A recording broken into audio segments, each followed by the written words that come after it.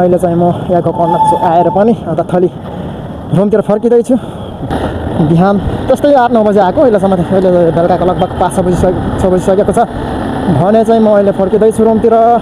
Normal बाइकहरू चलाउन चाहिँ यस्तो अवसरमा चाहिँ गाह्रो नै हुन्छ, किनकि त्यसो भनेर अन्त ट्याक्सी आइरहेको रहेछ है।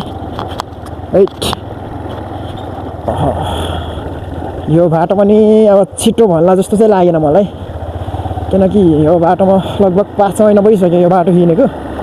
यहाँदेखि थली जान चाहिँ एकदमै सर्टकट पनि पर्छ होइन। आजभोलि चाहिँ अलिक प्रोमेक्स नै भइसक्यो कि होइन यो बाटो, यस्तो अफरोड बाटो चलाउन पनि।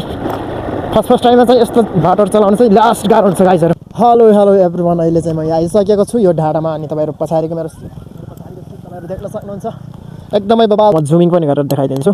एकदम बबाल छ ल, बबाल।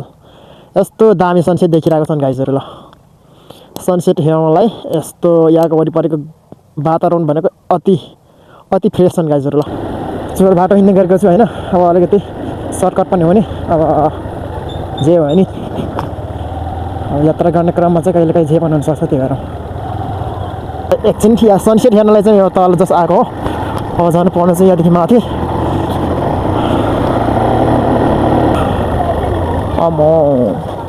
हाम्रो आन्टीहरू त अनि पोखराली रोडको बिचबाट आउँदै रहेछन् होइन। गाह्रो छ गाइजहरू होइन। जस सिधै यहाँ बाटो गयो भने चाहिँ थली चोक निस्किन्छ।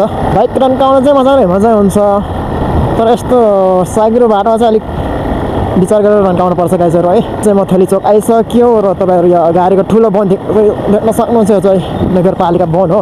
Thank you for watching my vlog.